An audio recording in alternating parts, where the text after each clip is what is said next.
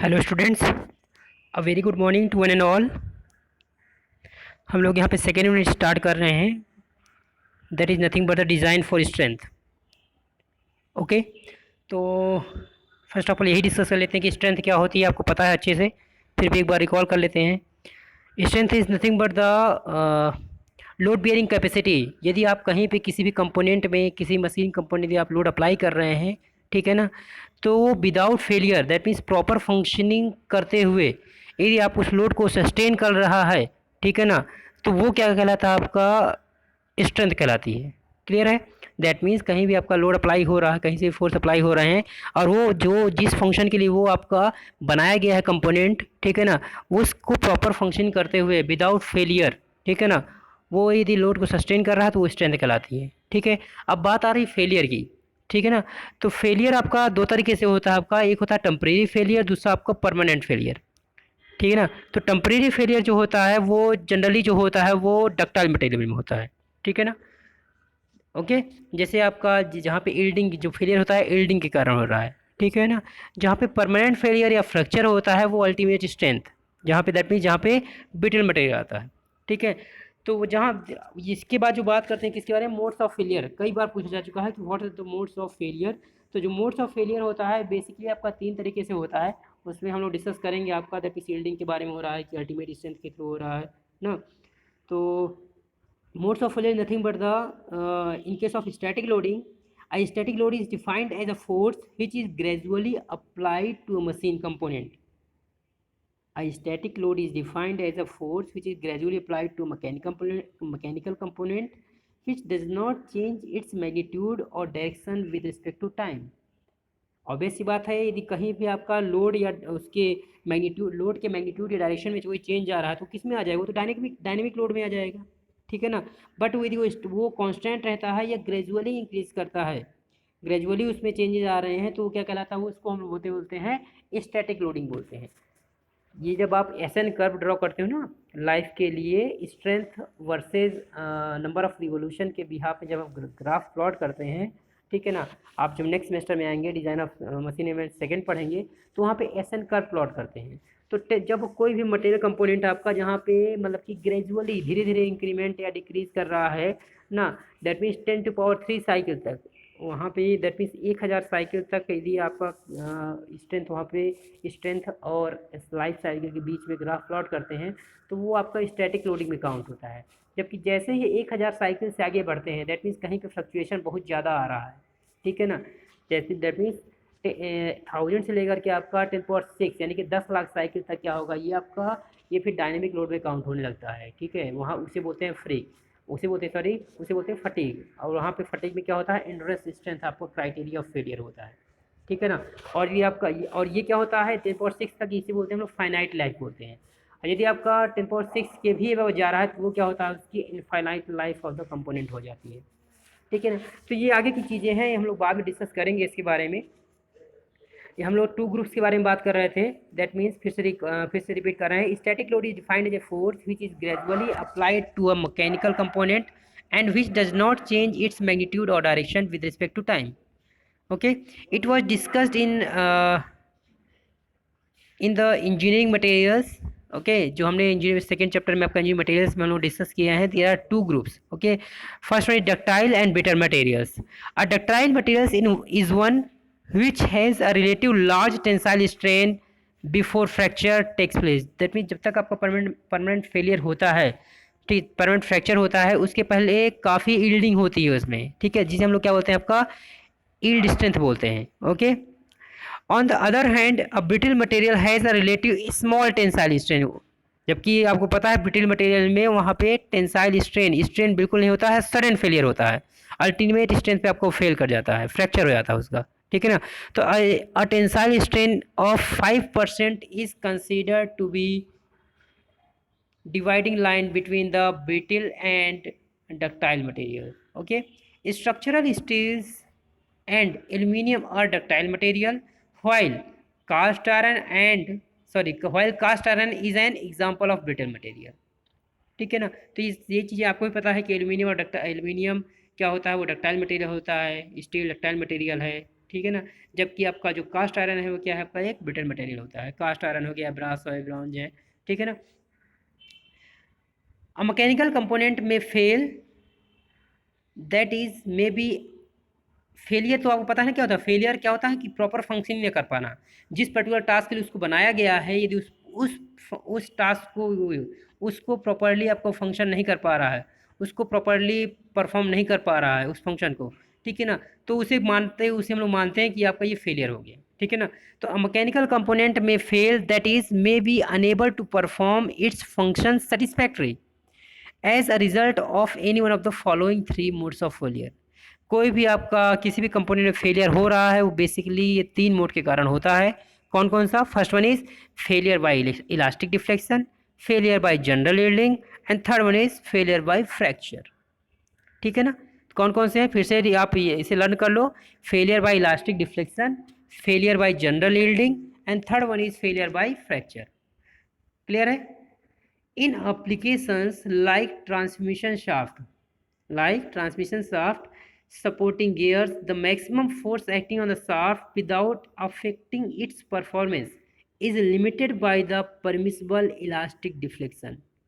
That means जो भी आपका शाफ्ट की बात कर रहे हैं आपका, जिसमें सब सपोर्टिंग गियर्स हैं, ठीक है, तो यहाँ पे जो आपका जो परफॉर्मेंस है आपका विदाउट परफॉर्मेंस को अफेक्ट किए हुए, ठीक है ना, जितना भी आपका लिमिटेड परमिसिबल आपका इलास्टिक डिफ्लेक्शन होता है यहाँ पे, ठीक है ना, जो कि क्या होता है किसी भी शाफ्ट में आपका एक्ट हो रहा है।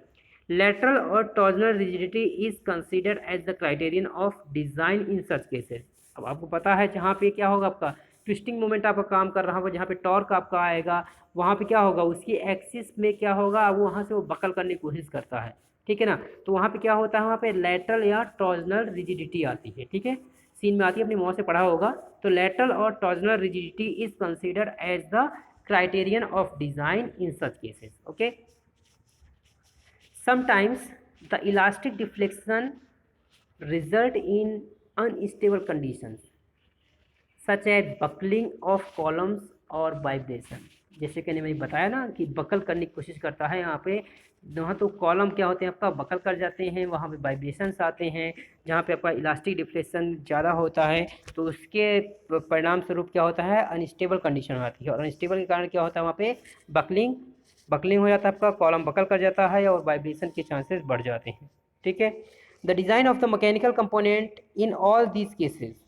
एक चीज़ और, यदि आप कहीं भी ये चीज़ें बकल कर रहा है या वाइब्रेशंस आ रहे हैं तो इसको यदि आप एलिमिनेट करना चाह रहे हैं तो ऑब्वियस सी बात है उस कंपोनेंट का जो मटेरियल होना चाहिए वो क्या होना चाहिए, उसकी हाई टफनेस होनी चाहिए। और टफनेस के लिए क्या होना चाहिए आपका, उसके लिए हम लोग क्या यूज़ करते हैं, आपको कास्ट आयरन यूज़ करते हैं, ठीक है। तो ये चीज़ें आपका दिमाग में आ जानी चाहिए, ठीक है ना। तो design of the mechanical component in all this cases is based on the permissible lateral और torsional deflection. Okay, the stresses induced in the component are not significant and the properties of the material such as yield strength or ultimate tensile strength are not of primary importance। Clear है? That means yield strength ultimate tensile strength उस केस में आपका primary important role play नहीं करेंगे, primary importance नहीं है। कहाँ पर the stresses induced in the component are not significant, ठीक है ना, and the properties of the material. Okay, the modulus of elasticity and rigidity. आपको पता है यंग्स मॉडुलस होता है, मॉडुलस ऑफ रिजिडिटी दो आते हैं ना, ई और जी। तो the modulus of elasticity and rigidity are the important properties and the dimensions of the component are determined by the load deflection equations.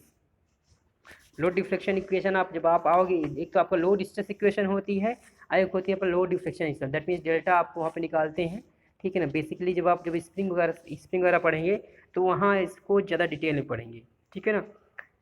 A mechanical component made of ductile material loses its engineering usefulness due to a large amount of plastic deformation after the yield point stress is reached. जैसे कि आपका yield point stress आपका reach करते हैं तो क्या होता है वहाँ पे एक large amount of plastic deformation आपका वहाँ पे उसके कारण से क्या होता है जो मटेरियल आपका उसकी यूजनेस आपका कम होती है। क्लियर है? Considerable portions of the component is subjected to plastic deformation, इसको क्या बोलते हैं आपका, इसको जनरल यील्डिंग बोलते हैं। फिर से रिपीट कर रहा हूँ, considerable portion of the component is subjected to plastic deformation called general yielding. वहाँ पे दैट मीन्स एक पोर्शन जहाँ पे परमानेंट फेलियर नहीं होता है, टेम्परेरी और परमानेंट फेलियर के बीच का जो मोड होता है उसको बोलते हैं कि हम लोग जनरल यील्डिंग बोलते हैं। जैसे कि मान लीजिए कोई आपने एल्यूमिनियम को वायर लिया, ठीक है ना, उसको एक एंड से फिक्स कर दो और दूसरे एंड में क्या कोई वेट लगा दो, ठीक है। वेट लटकाओगे तो क्या होगा, उस वेट के कारण से उसकी जो प्रॉपर्टी है उस पर्टिकुलर मटेरियल की वो क्या करेगा, एलोंगेट करेगा, ठीक है ना। तो ये जो प्रोसेस है आपका एलोंगेशन वाला, वो क्या कहलाएगा, ये जनरल यील्डिंग कहलाता है। ओके ना। The yield strength of material is an important property when a component is designed against failure due to general yielding. That means जहाँ भी फेलियर आपका जनरल यील्डिंग के कारण से होती है, वहाँ पे क्या है, यील्ड स्ट्रेंथ आपका एक इम्पॉर्टेंट फिनोमिना होता है, एक इम्पॉर्टेंट प्रॉपर्टी होती है। क्लियर है। Components made of brittle material, अब जैसे कि अभी क्या था आपका डक्टाइल मटेरियल की बात थी, तो आपको वहाँ पे जनरल यील्डिंग आ गई, ठीक है ना। Components made of brittle material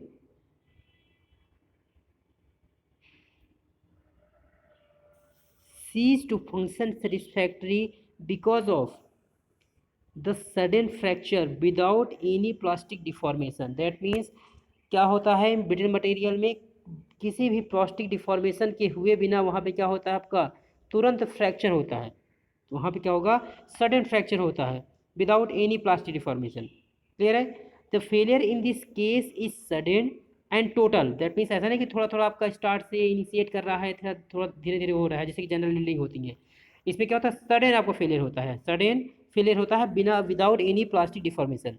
The failure in this case is sudden and total. In such cases, ultimate tensile strength of the material is an important property to determine the dimensions of these component. जैसे मान लीजिए dimension निकालना है, तो आपको पता है stress बराबर क्या होता है, लोड अपॉन एरिया होता है, ठीक है ना। तो यदि मैक्सिमम स्ट्रेंथ आपको मान लिया, अल्टीमेट स्ट्रेंथ को यदि यहाँ पे काउंट करें in terms of in place of stress, तो यहाँ पे अल्टीमेट स्ट्रेंथ आ जाएगी और लोड अपॉन एरिया, तो कितना आपका लोड वहाँ पे लग रहा है डिवाइड बाई एरिया। तो यदि आपको यहाँ पे स्ट्रेंथ पता है उसकी मटेरियल की, तो क्या हो जाएगा, वहाँ से आप एरिया निकाल लेंगे। जब आप एरिया निकाल लेंगे तो आप वहाँ से डायमेंशन आपको पता चल जाएंगी, ठीक है ना। The failure by elastic deflection is separately considered in the chapter on transmission shaft. That mean जब ट्रांसमिटिंग ऑफ शाफ्ट पढ़ेंगे तो वहाँ पे हम लोग आपका यहाँ पे डिटेल में इलास्टिक डिफ्लेक्शन के बारे में बात करेंगे। The discussion in the chapter is restricted to the design of components or strength basis. देखिए यहाँ पे स्ट्रेंथ बेसिस जो फिनोमेना है, स्ट्रेंथ के बिहाफ पे जो आपका हम लोग पढ़ाई कर रहे हैं, जो स्टडी कर रहे हैं, ठीक है ना, वो इसके लिए आपका पर्टिकुलर स्पेसिफाई कर दिया गया है, ठीक है।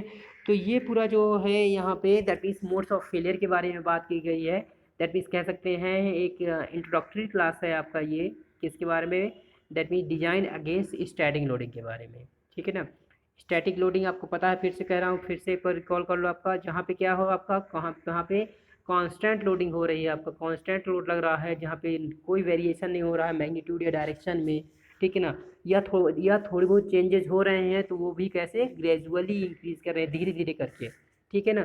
तो वो किस में काउंट होता है, वो सारा का सारा किस में आता है, स्टैटिक लोडिंग, ठीक है ना। तो हम लोग जो ये यूनिट है आपका वो डिज़ाइन अगेंस्ट स्टैटिक लोडिंग ही है, जिसका फर्स्ट टॉपिक था आपका किसके बारे में, आपका फर्स्ट टॉपिक है मोड्स ऑफ फेलियर, ठीक है ना।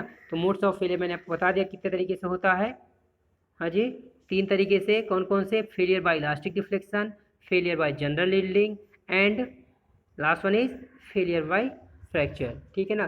तो इलास्टिक डिफ्लेक्शन हो गया या जनरल यील्डिंग आपका जो फिनोमेना आता है कहाँ पे आता है, जहाँ पे डक्टिलिटी होती है, दैट मीन्स जहाँ पे यील्ड स्ट्रेंथ आपका वर्क करती है, ठीक है ना। जो फेलियर क्राइटेरिया होता है वहाँ पे क्या होता है, वहाँ पे फेलियर क्राइटेरिया क्या होता है, यील्ड स्ट्रेंथ होता है। जबकि फेलियर बाय फ्रैक्चर कहाँ पे आएगा, जहाँ पे दैट मीन्स सडन फेलियर हो, विदाउट अल्टीमेट स्ट्रेंथ पहुँचे ही एक बार में सारा का सारा दैट मीन्स फेलियर एक बार टोटल, दैट मीन्स धीरे धीरे नहीं, सडन फेलियर होगा, वहाँ पे क्या होगा, दैट मीन्स परमानेंट डिफॉर्मेशन जिसे कहते हैं हम लोग, ठीक है। तो वो आपका फ्रैक्चर का कारण होता है, वो जनरली कहाँ पे होता है, कहाँ पे, ब्रिटल मटेरियल में।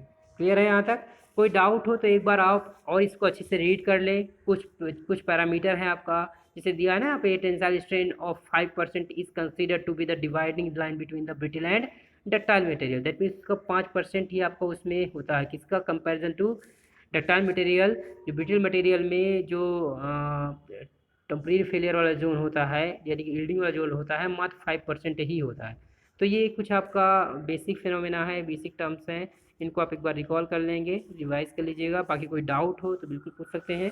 Thank you so much.